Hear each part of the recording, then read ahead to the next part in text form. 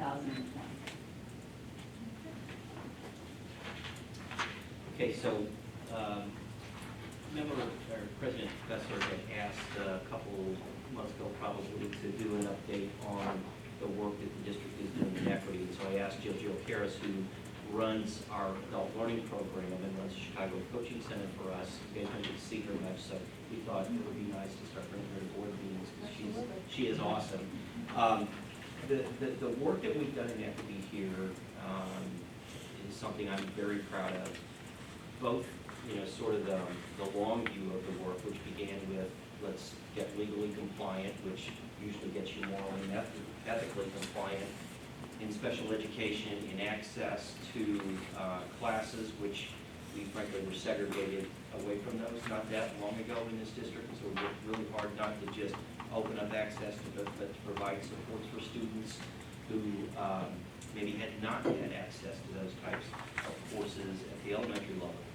But tonight really is a reflection of what I would say is more recent and focused work that is getting after what I would call the rest of the work, which is sort of the heart and mind of the work. And that's really digging into who we are as a district, who our kids are, who we are as a staff, what we're going to be about. I want to thank all of our principals, all of our administrators. Really, Eileen has been a big push since she's come to this district, and we appreciate that big push. Jill has done a lot of really good work in the space as well. One of the hires that we've got on the agenda tonight as a recommendation actually is a Beyond Diversity trainer, is a C trainer, two areas that we've been doing pretty substantial training in the district. So that fits with our adult trainer model. And so we're going to turn it over to Jill, and I think Eileen and some others maybe will assist, and Sean's going to assist as well. And Sean's been actually very, very instrumental in the work too. He's going to do the C training, and so that, Jill, take it away. Eileen and Sean are definitely going to join me in co-presenting because all the work we've been working on in the last year, we've been doing as a team. So, but like Ken said, we're just here to give you a little bit of update on how we're envisioning the work currently that we're doing and how it has evolved. Certainly, we didn't begin thinking about equity this year. Like Ken mentioned, we've been talking about it and thinking about that for a really long time in our district. And so, oops, sorry. So we thought it would be important to start with the definition of equity, so we all know that we're talking about the same thing, because it's not always a given. So we, for our purposes, a working definition of equity is every District 207 student deserves access to the highest quality instruction, advice, and support that we can offer. It's important to point out that we started with the individual student at the center of the definition, and then work at our system strategically from there. Instruction, advice, and support, all of the things that we put front and center in our daily work are grabbed by that definition. So those are two things to notice about it. And then we see equity as a part of our identity. You'll notice the familiar strategic planning model, the district model on the side, that our definition of equity is woven through each part of our strategic plan. No matter what we're doing, we're really talking about equity. This requires, though, intentionally cultivating a vocabulary, a skill set, and a perspective that we have to be intentional about, which is why equity gets its own, I don't know, do you call it a cog? What do you call that?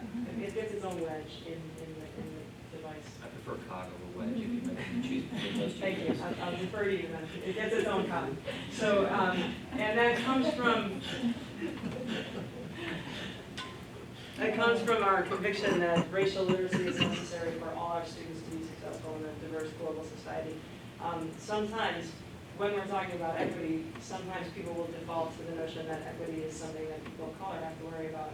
And we want to keep it explicit and clear that equity is work for all of us as educators to leave our students where we want them to be.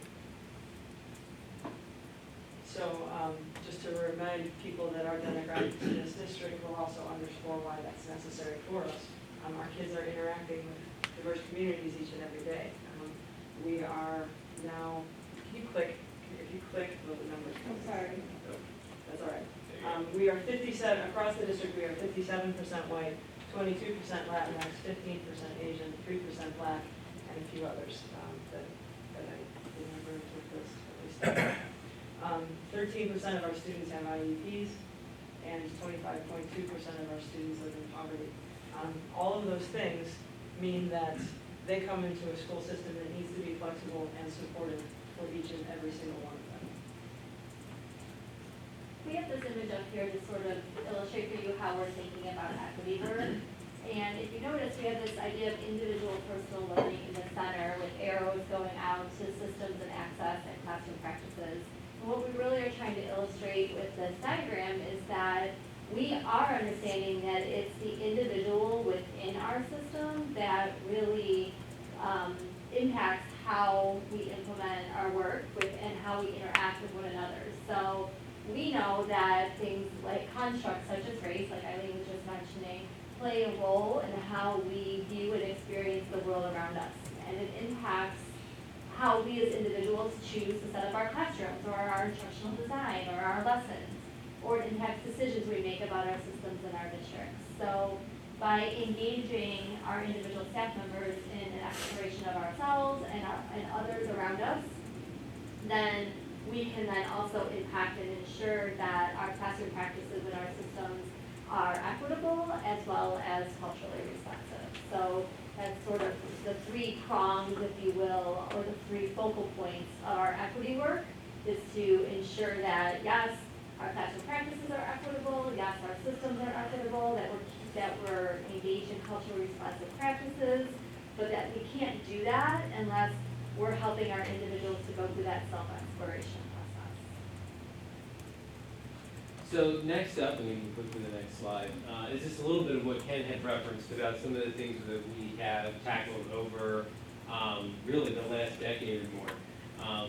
With special education, for example, ensuring compliance with some of the changes that we made in the classes that we offer, the practices that we use in special education, as well as hiring, finding and going out and finding some of the best special educators that exist, making sure they're on our staff to make sure that we can continue to grow and provide the support that all of our students with IEPs need. We also have ensured access to rigor. One of the things that we actually are kind of transitioning through our first year is the elimination of transition level classes to ensure that all students are equally accessing the same level of rigor that we expect for all students, as well as using MTSS to identify where students might need supports in those areas to ensure they can meet that rigorous standard, but also identifying students who can actually do more than what maybe we originally thought and work at a higher level. So just a couple of things that you've seen before. You can see our trend line from 2008 to 2019, where we now have over 60% of our students engaged in some level of the accelerated advanced coursework. And you can see that broken out by building. That each year we continue to grow the numbers of students who have access to a higher level of rigor and coursework than we've had in previous years. So we're very proud of what we've been able to do from the system standpoint of ensuring that more of our students have access not only to the highest level of coursework, but also, you'll hear Dr. Wallace talk about Kelly Morrissey and the work that she does in MTSS, to make sure that not only do we have high expectations for our students, but we have high levels of support to ensure that they can. So as we talked about, one of the areas that we really wanted to focus on as we went into the school year was that individual personal learning. So that we could continue to grow and see areas in our district that we could continue to work to improve or to ensure that our students are having the most positive experience they could possibly have here. And we felt like you could do that through that individual exploration work. So we implemented a program called SEED. It stands for Seeking Educational Equity and Diversity. And SEED basically is a year-long program. Staff commit to coming once a month after school for 3 hours. It's a discussion-based program or discussion-based sessions where you examine how individuals see their world. You have an opportunity to share and learn from a diverse group of members of the room, and you uncover through that process things like your own implicit bias, the implicit biases that we have in our systems, and you kind of uncover that through sort of a shared explorational journey. In fact, a little side note, about that is a friend of mine, actually just about 2 hours before this meeting started, called me and was frustrated because he's in the business world, and today he attended a 2-hour workshop on what he thought was gonna be about implicit bias. And he's like, I didn't learn anything about implicit bias. And I kind of chuckled and laughed. I'm like, that's because you're not gonna learn anything about implicit bias in a 2-hour workshop. That's something that happens over time when you're involved in deep conversations with people about their lives and the way they experience things and the way that they interact and see the world. And that's what SEED does. And so people who come out of that experience really feel like they gained a new lens and a new understanding on the world around them. We had 30 staff members go through that last year, and we have another 31 staff members involved in that program this year. And we have a huge wait list for this program. So I have never, in all my years of leading adult learning, have never seen anything having such a high demand, and for people wanting so desperately to get kind of this experience and be involved in it. So we have sent 2 of our staff members to be trained as National SEED Project trainers, and we plan to send 2 more so that we can have more people go through the program next year than more than just 30. In addition to SEED, we also, after the very first group of SEED members went through, we kind of talked about, okay, well, what did we learn? What do we want to do from here? And we decided that it was important for us to form a district equity team. So we have 22 staff members on that team that involves some of the administrators, district building administrators, teachers. And a lot of those people were in our first SEED group. And that team is focusing on things such as continuing our own learning, just continuing to expand our own understanding. We're working on drafting an equity statement that we will probably be sharing with you eventually in the future to sort of make a clear statement about what we believe about equity in our district. We are looking to inform all of our adult learning competencies, like Eileen was saying earlier, to make sure our equity work is not this standalone thing, but that it's embedded in all that we do. Oops, sorry. And we continue to discuss topics as they arise. So if something comes up in one of our buildings and we want to, we bring those topics, we meet once a month, so we bring those topics there and say, this happened in our building, how do we want to best adjust that? How can we make sure we're talking about that in an equitable way, that all of our voices of all of our students are being considered and heard, whatever that might be. And that's sort of the role of this particular committee. I wanted to share with you, just because we have had such an overwhelming response to SEED, especially what some of the staff members are saying about their learning. And they're just really grateful for the support that our administration, but especially you as our board, have given to this particular initiative. So here are some direct quotes from them. I just thought they were really powerful and interesting to share. I'll just kind of put them up one at a time. I don't need to read them to you.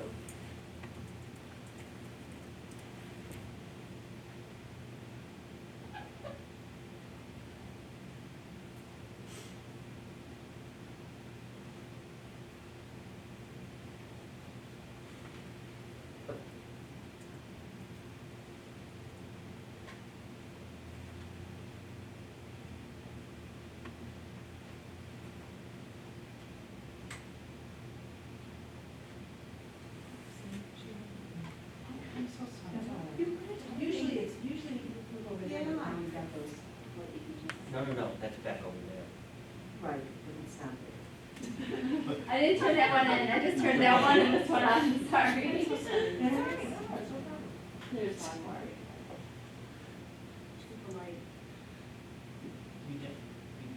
Not there, but it's Yeah, usually. yeah.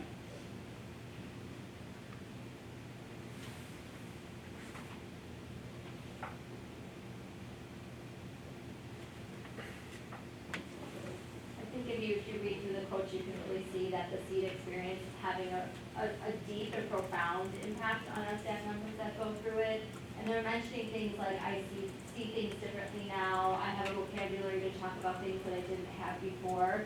And when we think about how important that is when these staff members interact with our students on a daily basis, and how that must be positively shaping those interactions that they can have with their students in a way that they could never have before. So we're really grateful for that opportunity. We're really excited about the work that's happening in SEED and with our staff members who have gone through it. So one of the directions we're going to take from here is Beyond Diversity. Just to describe what Beyond Diversity is a workshop that is offered by an organization on the West Coast who does a lot of work with higher ed, with corporations, and with K-12 districts. And the protocol that they refer to is a conversational protocol to have what they call courageous conversations about race.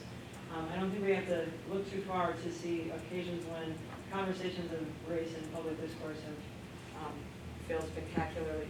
And yet, you can't really confront issues of race unless you're equipped to talk about them.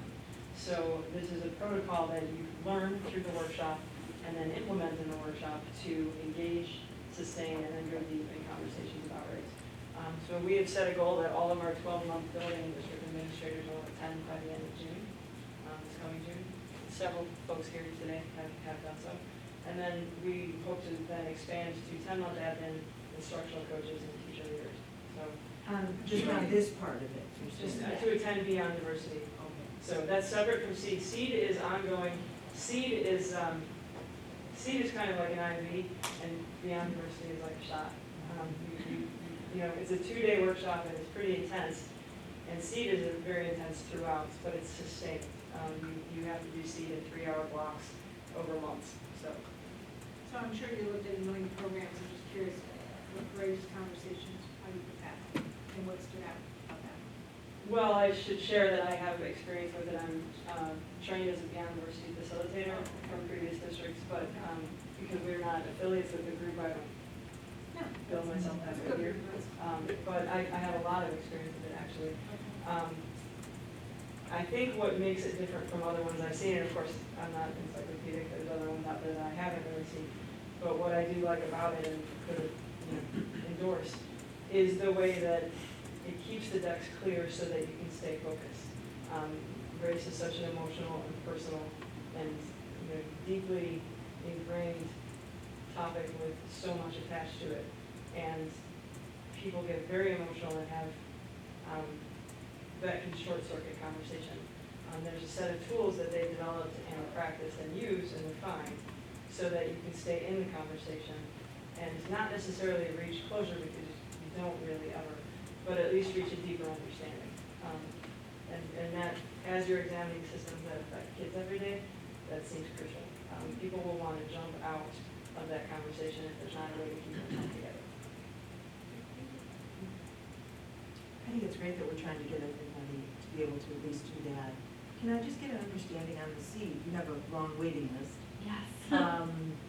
You know, it takes, what, 3 months to go through that? It's actually all year, so they go once a month, all year long. So next year, we hope to be able to run 2 cohorts of staff members through it. So that would be 60, Okay. yeah, so we will have 60 by the end of this year, and then starting next year, we'll have 60 every year to be able to do SEED. We're doing small things. We have book studies going in all of our buildings this year on this topic, so some of our people who have gone through SEED have volunteered to just sort of lead book studies. And we have lots of interested people kind of going out and exploring the topic in other ways, but to do SEED, you really can't do more than 30 in a room at a time, so we're slowly building our capacity to be able to run more cohorts of SEED. Okay, then one other question. I mean, if someone doesn't volunteer to do it, are we gonna require them to do it? We are going to, and Eileen's gonna talk about this in a minute, but we are gonna embed this starting next year in our 4th year non-tenure program. So that means it'll become a foundational piece of what we want all staff to do. So that means in the 4th year, all staff will go through SEED as part of their non-tenure experience with us. And then we'll keep kind of cycling through our tenure, or our veteran staff. And one thing that I've noticed about our veteran staff is as soon as we sort of name something as a foundational piece of who we are as a district, they're pretty good at cycling themselves through that then. You know, they kind of realize, okay, this is something that is important to our district. So I would say similar to some of the other things that we've done in the past, that within a few years, we will have had everybody probably cycle through. So. What we noticed too is that the people who did SEED in the first cohort, so many of them want to stay in it and keep doing it. So their interest, their passion for it exceeds our capacity right now. Yeah, and I really appreciate you guys going through this, because this is really, really important. Question that I have is, for it to be sustainable, I mean,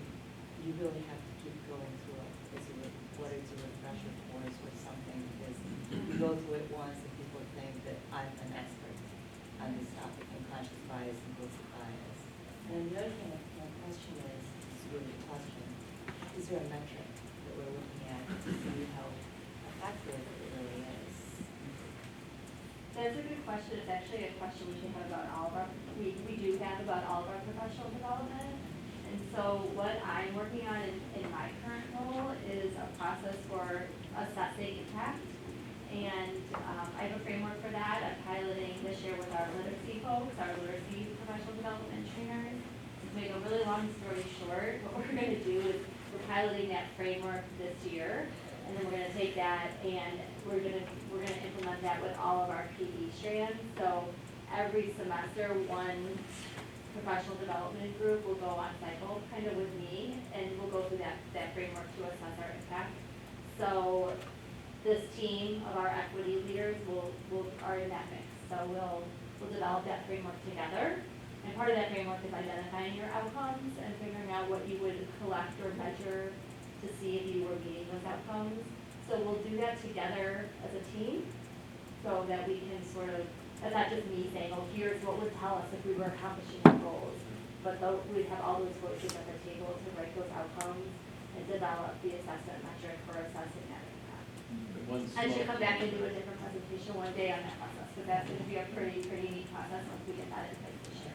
And we put some tools in place now, such as the Panorama Survey, and some others that are very much focused on school climate, culture, and can actually have different segments that get at, not necessarily this particularly, but can pull out some elements of what staff and students are kind of reporting and telling us to use to inform sort of the assessment of that impact as well.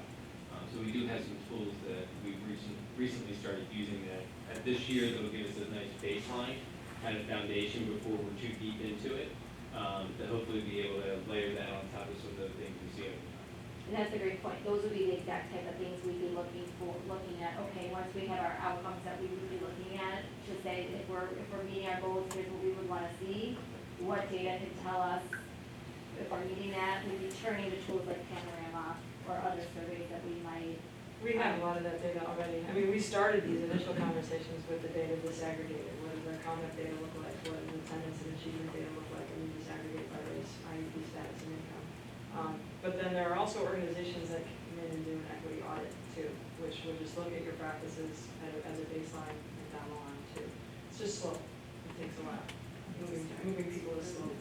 Yeah. Especially this, and that's what I said, this is now you're getting at a couple of things. First of all, we have, what the advantage we've got is an adult learning framework that isn't like a one-shot deal.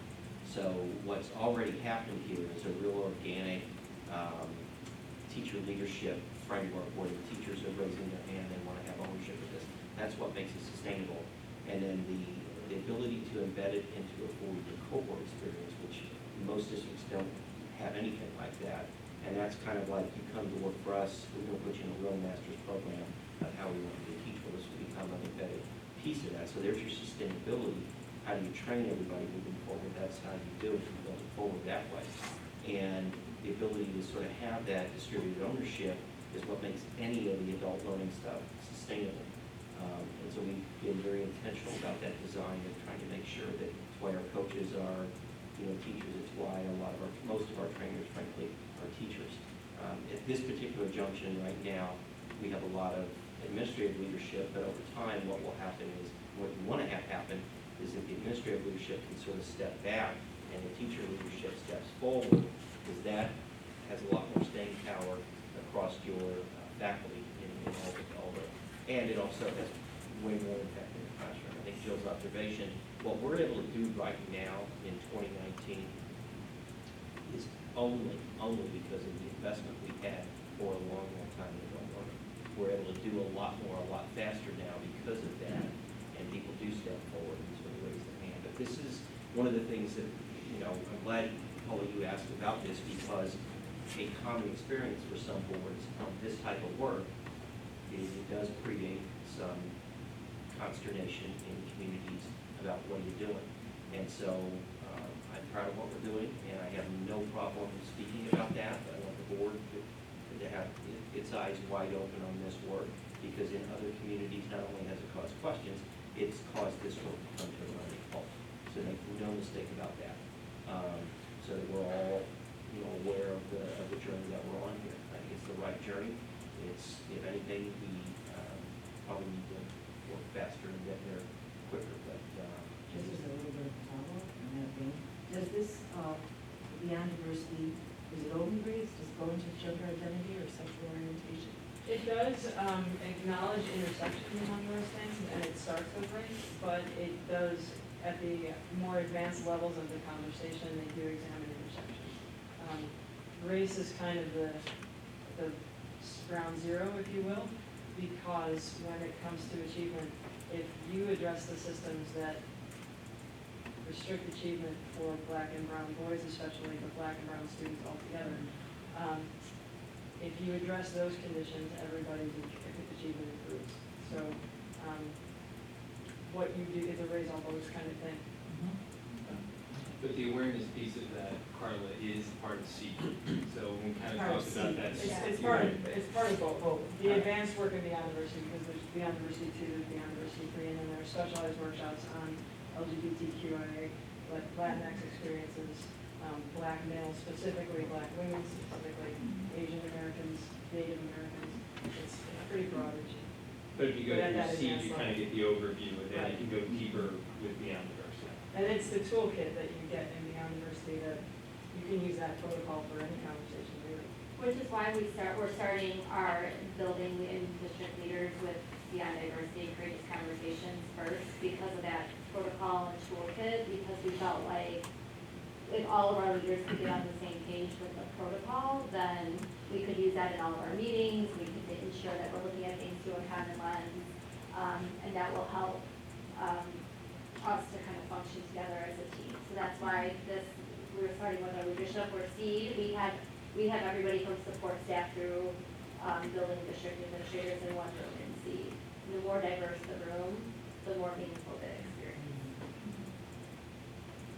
And I just have a quick question. So obviously it's down the road, but as far as the engagement of students, because I appreciate race at the base of it with the intersection, but even like developmentally, like I think that those perspectives on race from a developmental standpoint. So where do you really see students becoming engaged in this process?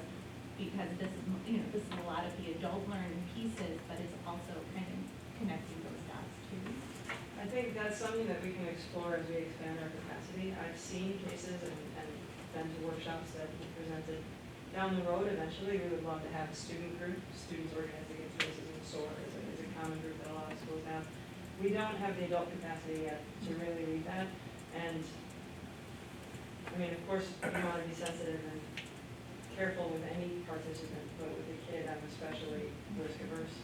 You need to do it right.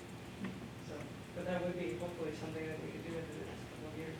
The consultant that we work with is going to work with us at West, hopefully, to establish a sort if we get a certain revenue platform. So, And there's schools that do things like this with their community members also, so down the road, that might be something that we come back and talk to you about, and what your thoughts are. Families, it's like, families want to be involved and just don't know how. Yeah. And it's a long journey. I think to your point, though, you asked a really important question. And so here's been our experience, for example, in a lot of the adult learning strategies, the classroom strategies, they're really visible to our kids, and that's one of the things that Hattie talks about. Once the kids start understanding what's going on and really feeling like they're a part of it and knowing why we do something, the power of it is just exponential. So that's, I think we're closer to that right now than we've been, and I think Eileen's observation is good. I don't think we're that far away. I think our readiness is, I would stack it up against any districts like ours as being probably further ahead on the work and having the capacity to hopefully get there. But I think this is why, you begin this journey. So what I would ask of the board is, challenge us and ask us and expect for, you will hold ourselves accountable to the work. But having these conversations and maybe making this an annual update to the board is probably a good thing. We should just invent the process because it does give us a reflection of the work we're doing. I don't know if anybody is familiar with the West Wing, but that's kind of a common article on that show, What's Next? So what's next for us is connect and embed the equity work in all of our adult learning strands. That's something that that committee works on with the APTL and that team. To continue to leverage our train the trainer model, which I would say better than other districts who are doing equity work, so we could hopefully, as Ken spoke to, increase internal capacity for the equity leadership more quickly. We also need to expand who's getting it. It's not just teachers and administrators who interact with kids, but safety monitors, lunch ladies, custodians, security, everybody. And then finally, we are going to, as Jill noted, embedded in the fourth year of our new teacher cohort in DCA.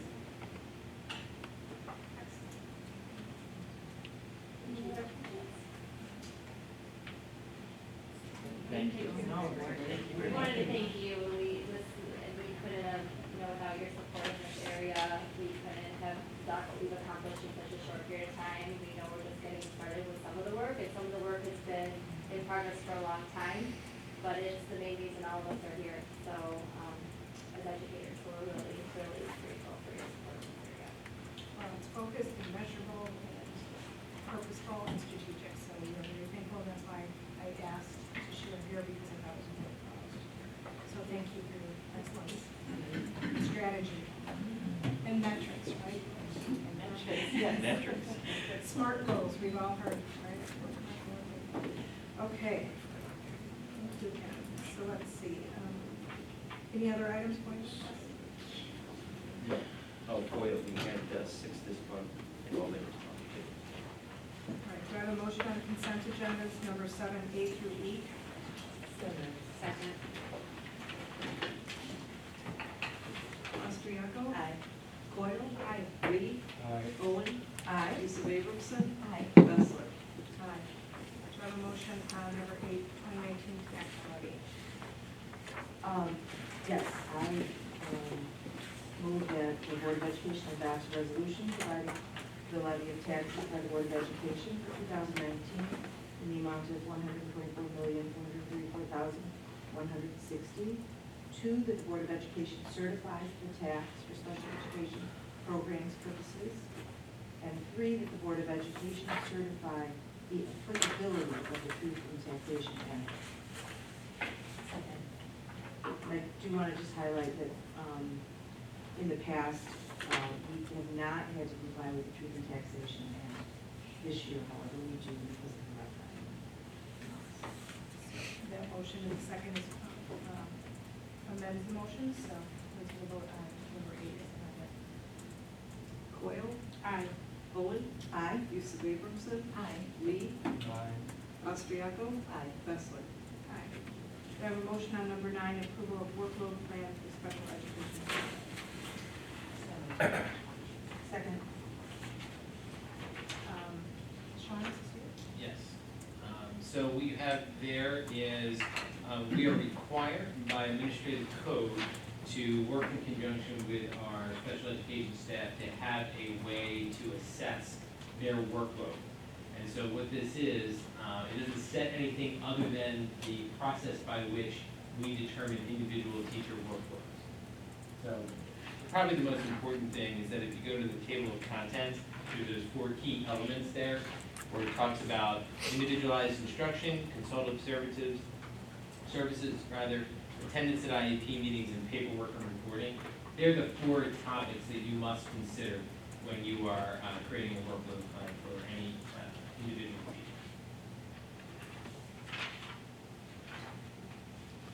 teacher. Is this the first time we've done Yeah, this? that's what I just, I believe it is, at least from the It time is, that I okay. did. It's the first time we've done this formally. It's a little wonky in that it doesn't actually establish anything new. The class sizes, for example, in special education are literally set by law. So there are prescriptive class sizes, and it's a blended formula depending on the amount of time a student is in special education. But It's a little odd in that you're setting the means by which you will determine something, but it's called a workload plan. Which kind of makes it feel like, well, this is the plan that you follow, but it's really the plan you're following is how to establish a workload. special education teachers, in addition to having courses that have students in them, and they're class sizes are generally much smaller by design than regular education teachers, but then they also have a caseload of students for whom they're responsible for the maintenance of a student's individual education plan. Could So- you say that these were things that they were already doing, Yes. and they just really codified it a little bit? Yeah, because the regulation was passed in 2016, so have we been compliant with the? We have been compliant. You're only not compliant with this if your class sizes are above the legal limits. That's really how you would be not compliant, and we've not had that issue by design. So is there, the workbook, how does that, is that written down, like the results or tracked or metrics, or how is that assessed? So when an individual teacher's schedule and caseload and anytime they're working, other duties kind of outlined in those 4 areas, they take a look at each teacher each year when they decide what it is they will teach and what they'll do in that following year. Like so for example, we have some things, if you're familiar with EE codes, which in some cases are the level of need of an individual student. So for example, with those being established, you would kind of take that and say, okay, this student might have a higher need than another, and so moving a student around from, to another person's caseload, or making sure that individual teacher has the capacity to meet the needs of the students on their caseload. They go through that each year. And it doesn't have a lot of variability, only in terms of who's rolling off and who's coming into, who's starting, who's actually entering. Going back to even when I was in Sean's role, our practice has been for our special education teachers by design, and we still follow that today, that, for lack of a better term, the needier the students on the caseload. So the higher EE codes where students would be more in sheltered programs, the lower your caseload is going to be. So we have had that in practice for a decade and a half at least, if not longer than that, which is a best practice.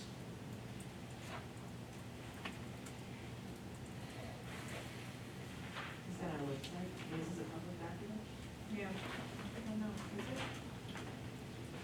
Well, theoretically, it would Absolutely. be a public document if you've got it. Fine to have it, right? There's nothing in here that, That's why I was well, asking. and it is is it- formulated with the membership, and so they're in agreement and aware, and this is these 4 areas were referenced when working with them, so they're not foreign ideas Right. to them. Okay, any other questions on the workbook thing?